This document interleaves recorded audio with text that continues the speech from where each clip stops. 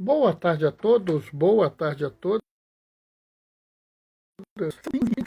Segunda-feira é tempo de esperançar. Estamos aí esperando o povo chegar para ver hoje, conversar, né? A gente vai ter um momento curioso, vou até falar isso depois, mas vai entrar um tanto do Evangelho de Mateus nas próximas semanas.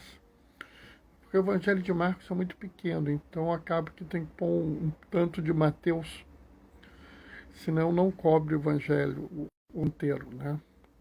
Então não estranhe, não é que tem algo errado, não. Essa troca ocorre, né?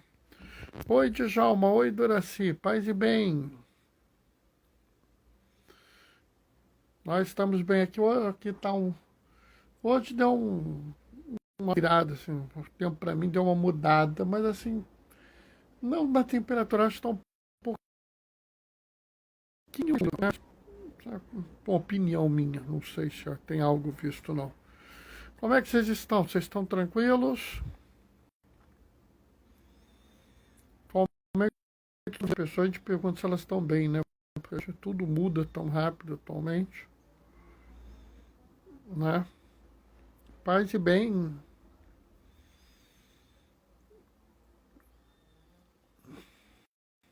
Hoje eu estou aqui no quarto, a internet não está das melhores, estou torcendo para ela se comportar direitinho, né? Vamos ver.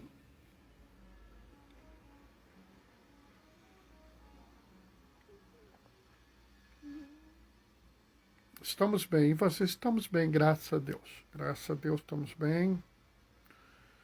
Tudo mais ou menos organizado.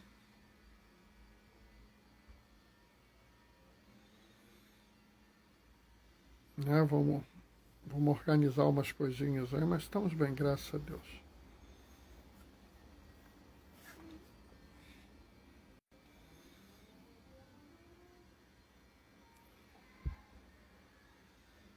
Né? O nariz está coçando. Gozado que antes de começar a live não estava coçando. Aí começa a live ele começa a coçar, né? Só para me deixar encrencado. Mas estamos bem, graças a Deus, está tudo tranquilo. Estou aqui no quarto, a internet não está boa em casa hoje, né? Aí o chato é que na hora de ler o Evangelho eu tenho que virar aqui um pouquinho. Mas acho que fica tudo bem no fim das contas. Né?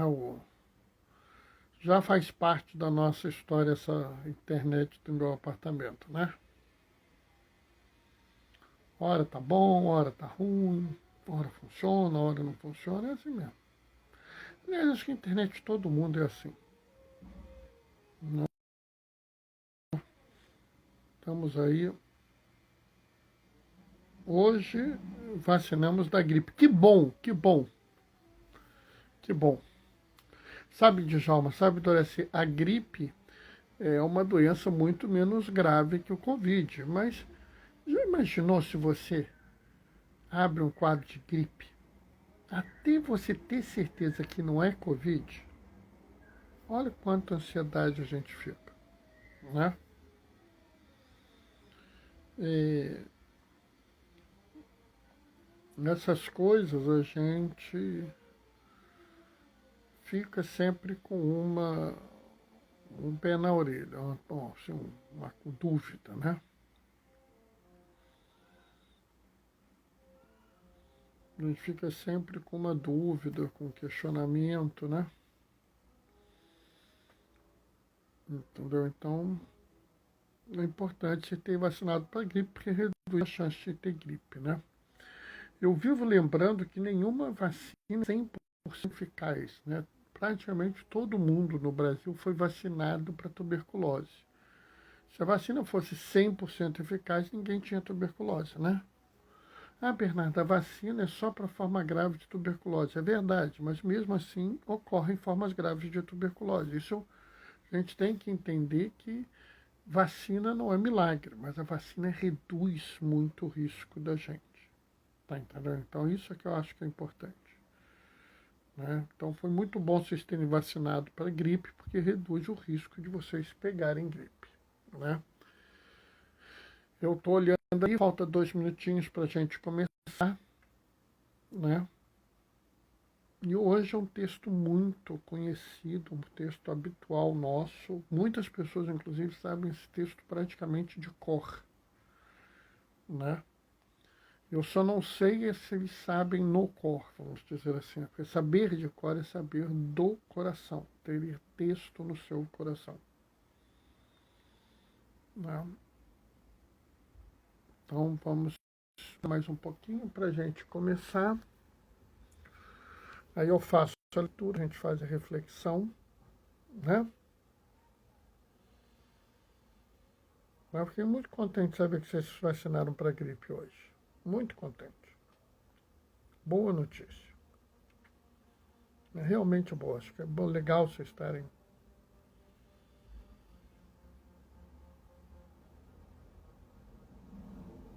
Entrou mais alguém. Oi, Maria Alice. Boa tarde. Paz e bem. Nós estamos bem aqui. Djalma e Dorothy nos falaram que foram vacinados para a gripe. E você, tá tudo bem aí? Tá tudo bem com os seus? Como é que estão as coisas ali pro seu lado?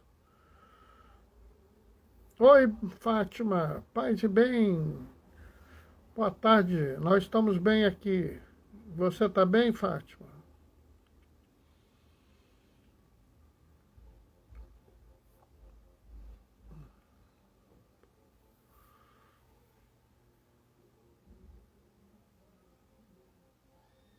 Tudo bem, graças a Deus, diz Maria Alice. Que bom, que bom. É, aqui a gente está bem também, sabe, Maria Alice? Graças a Deus está tudo tranquilo.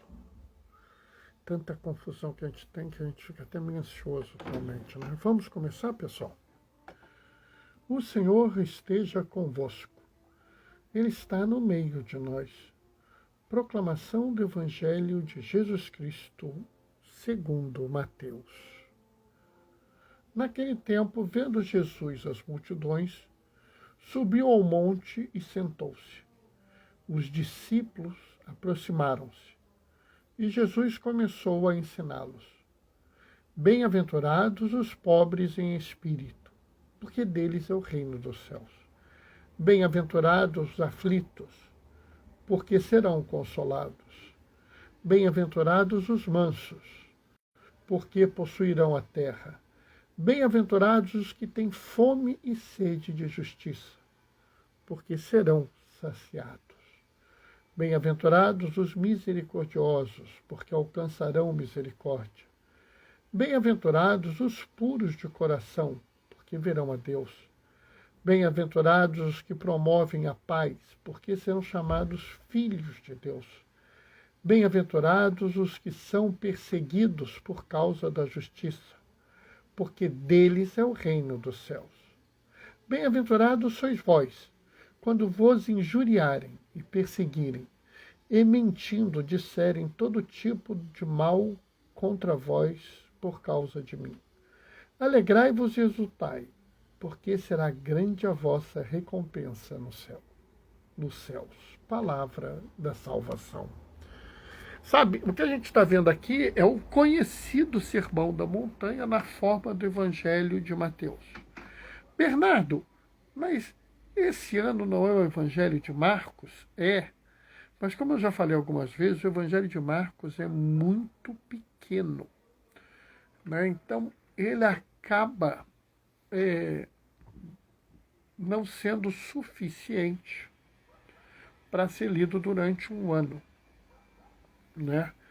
Porque cada pedacinho que a gente lê durante o ano, né, ele tem vamos dizer assim, um significado. Essas coisas não são sorteadas, não são recortadas aleatoriamente.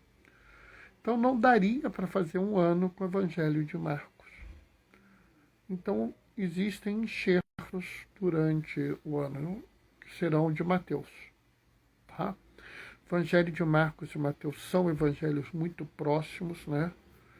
Os evangelhos sinóticos, eles são próximos, Marcos, Mateus e Lucas, mas Marcos e Mateus são muito próximos, né? Então, oi Denise, paz e bem. Então faz algum sentido essa junção, tá? Aqui nós estamos vendo o primeiro de 5 discursos que Jesus faz no Sermão da Montanha. E esse é o discurso da bem-aventurança, né? Primeiro, acho que é importante a gente entender o que é uma bem-aventurança, né? E assim, o interessante é que a gente tem o que é uma bem-aventurança. Uma passagem do livro de Santo Eusébio da Cesareia, onde ele tem um livro que é uma parte, inclusive, da doutrina da igreja, da chamada patrística, que é a história da igreja. E ele, vira e mexe, faz algumas menções de personagens conhecidos por nós. Um deles, que é muito marcante, é quando ele fala sobre o martírio da esposa do bem-aventurado Pedro. Então, observem bem, a ideia da bem-aventurança, né, é, vamos dizer assim, o santo está lá. Enquanto você está vivo, você não é santo, você é bem-aventurado. Então, o sermão das bem-aventuranças é o, vamos dizer assim, é o sermão do seguidor de Jesus. Então, bem-aventurança não é pura e simplesmente uma sensação, um sentimento. Né? Por que eu estou falando isso? Porque algumas traduções, em vez de bem-aventurado, usam felizes. Né? Então eles colhemos mais ou menos assim: felizes os pobres de espírito, porque deles é o reino dos céus. Né? Só que a tradução bem-aventurança, eu acho que ela é uma tradução melhor. Por quê? Porque essa tradução tem esse creme, esse a mais, né? Que é mais do que uma felicidade. Né? O sermão das bem-aventuranças, o sermão da montanha, o discurso das bem-aventuranças, é, por assim dizer, um caminho de santidade. E aí a gente vê, assim, nessa história, a gente vê algumas coisas que são importantes. Né? A primeira coisa que é importante, que é muito importante, né, é a gente pensar assim: o que significa a bem-aventurança para a gente? O que ela traz para nós na realidade? O que ela nos mostra? Né? Por que eu estou falando isso? Porque a gente, às vezes, a gente arranha as coisas. A gente não vê a realidade, a gente arranha a realidade. Então, o sermão da bem-aventurança, ele nos mostra um caminho de santidade, e que ele não parece muito com o caminho de santidade que tantos apregoam por aí. Né? O que eu quero dizer com isso? É muito comum você perguntar hoje para 20 pessoas: o que eu preciso fazer para ser santo? Eu arrisco dizer que umas 17 vão falar assim: ah, você tem que rezar muito, você tem que ir muito à missa, tem que ir muito ao culto, tem que fazer jejum, tem que rezar o terço, fazer oração, ler a Bíblia. E aí a gente vê o sermão da bem-aventurança e não vê nada disso. Bernardo, mas eu não entendo, Bernardo, isso não é importante? É. O problema é a gente dar a devida importância a cada coisa. Né? Ler a Bíblia é importante? É, porque você precisa entender a palavra. Você precisa compreender como a igreja se construiu, como ela se revelou para nós, como o que Jesus nos colocou, o que os apóstolos nos colocaram, né? Para que a gente possa entender o mundo. Rezar, Bernardo, é importante? É, porque eu preciso rezar para agradecer a Deus todas as coisas maravilhosas que Ele fez na minha vida. Eu preciso rezar para pedir a Deus pelos outros, até por mim. Mas caminho não é um caminho do eu, é o caminho do nós, sabe? A fé. Eu estou nos 17, tá vendo? Então eu não estou tão errado, né, Denise? Então eu não estou tão errado. Mas olha bem, Denise, não tem nada demais, porque é isso que lhe ensinaram a vida inteira. Não foi? Mas, se você olhar bem, o que Jesus está colocando aqui? Jesus diz assim, bem-aventurados os pobres. E ainda fala assim, os pobres em espírito. Bernardo, o que é um pobre em espírito? Primeiro vamos entender, né? Aqui a gente deve entender que há duas qualidades aqui. Porque uma coisa é você ser um pobre, vamos dizer, financeiramente, e ser uma pessoa absolutamente revoltada, querer fazer qualquer coisa para deixar de ser pobre. Eu não interessa como eu vou conseguir deixar de ser pobre, eu vou deixar de ser pobre. Isso é uma coisa.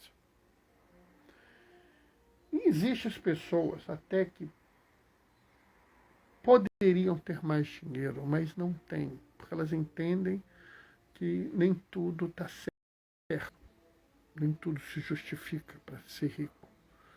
Ou que elas entendam que eu tenho muito, então eu não preciso ter mais. Ou seja, é uma pessoa de um espírito simples, é uma pessoa que se tem o suficiente, não quer mais que isso. É diferente do miserável. Né? Que nós vivemos num país tão desigual, tão injusto, que a gente, além da pobreza, tem a miséria, e tem a miséria extrema. Né? O pobre não é o miserável. O pobre não é aquele que não tem dinheiro sequer para se sustentar e sustentar a sua família. Não, esse é o miserável. Existem aqueles que têm risco até de não ter o que comer hoje. Esses estão em miséria extrema. Mas existem aqueles que são pobres, que têm muito pouco, mas o pouco que têm é suficiente para eles terem uma vida condizente com as suas aspirações. Então eles, tá bom, não vou ficar revoltado, não vou criar problema, não vou fazer qualquer coisa para sair desse estado. Como existem aqueles que têm um pouco mais, poderiam ter mais, mas sabem que isso poderia ser ruim e preferem não ter. O pobre em espírito. Observa logo em seguida, né? Os aflitos, os mansos possuirão a terra. Bem-aventurados os que têm fome e sede de justiça, porque serão saciados. Observa que essas bem-aventuranças são todas em relação aos outros. Não existe aqui uma bem-aventurança, bem-aventurado aquele que reza muito. Não. Porque a reza é o meio, não é o fim. O fim de um seguidor de Jesus não é a si próprio, mas a sua comunidade. Observe bem, eu não estou dizendo que o fim de um seguidor de Jesus é os outros. Estou dizendo que é a sua comunidade, ele está incluso, ele faz parte dessa realidade. Aqueles que seguem Jesus, eles querem uma sociedade onde as pessoas consigam todas comer o suficiente, beber uma água boa, ter um bom esgoto, ter um salário digno, né? Ter o seu lazer, a sua saúde, a sua educação, a sua cultura. E é por isso, por exemplo, que nós dizemos que tem que ter fome e sede de justiça. Se você não busca justiça, se você age contra aqueles que buscam a justiça, você está agindo contra a sua sociedade, você está saindo das bem-aventuranças. Bem-aventurados misericordiosos, porque alcançarão misericórdia. Se Deus for nos punir conforme as nossas culpas, quem irá de subsistir? Né? E ele continua, bem-aventurados que promovem a paz, porque serão chamados filhos de Deus. Voltou. É interessante porque, num dado momento, ele fala assim, bem-aventurados que têm fome e sede de justiça. Depois ele fala assim, bem-aventurados que promovem a paz. Não sei se vocês sabem, mas Isaías diz assim, a paz é fruto da justiça. Né? Novamente, promover a paz é mais do que você, vamos dizer assim, deixar o mundo pacífico. É você ser pacífico com os outros. É você, vamos dizer assim, não dar espaço ao discurso que não promove a paz. Não, porque nós temos que enfrentar essas pessoas e não... Meu amigo, não vamos enfrentar, não. Vamos dialogar com elas, entendeu? Bernardo, isso tem que ser confrontado. Não, nós temos que ter um encontro, um diálogo amoroso com eles. Promova a paz. Seja bem-aventurado.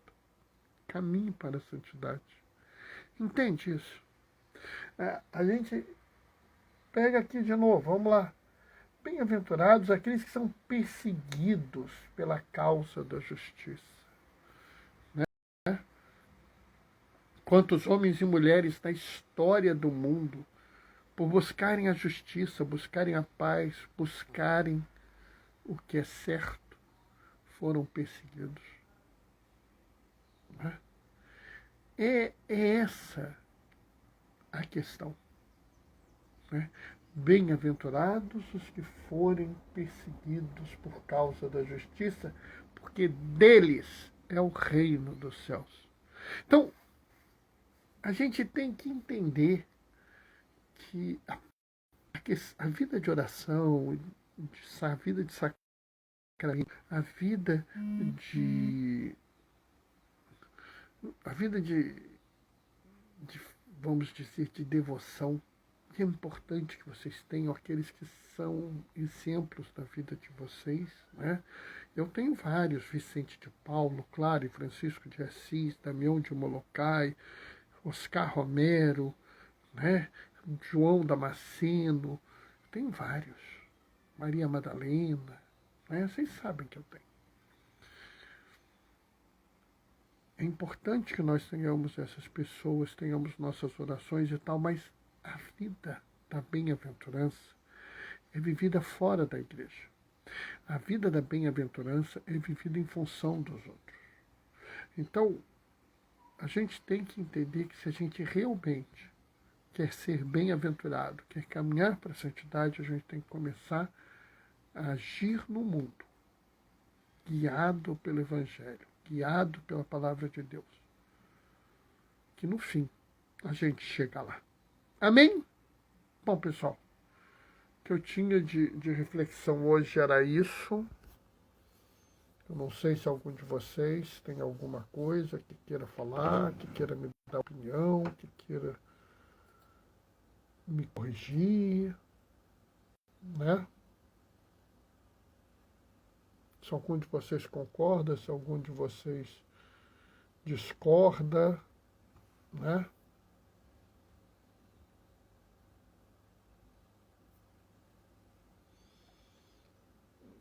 Diga lá. Digam lá, podem falar. Maria Alice mandou amém com mãozinha de oração.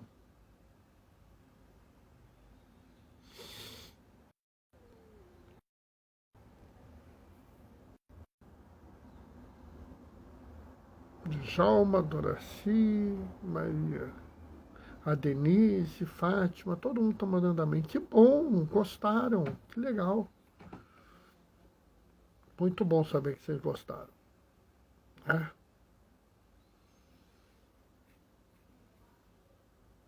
Pessoal, eu vou me despedir deixando a minha bênção. Amanhã, 15h30, a gente se encontra de novo, tá? O Senhor esteja convosco. Ele está no meio de nós. Por intercessão de Francisco e de Clara de Assis, desçam sobre vós e permaneça para sempre a bênção do Deus Todo-Poderoso.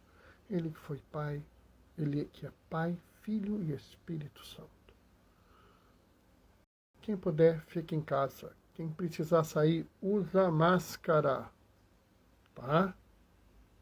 Combinado? Teve oportunidade, surgiu a chance, tomar vacina, qualquer braço, qualquer vacina, tudo é dom de Deus. Hoje e sempre, glorifiquem o Senhor com a vossa vida. Sejam bem-aventurados. Beijos e bênçãos. Que o Senhor vos acompanhe. Tchau, tchau, pessoal. Até amanhã, 15h30.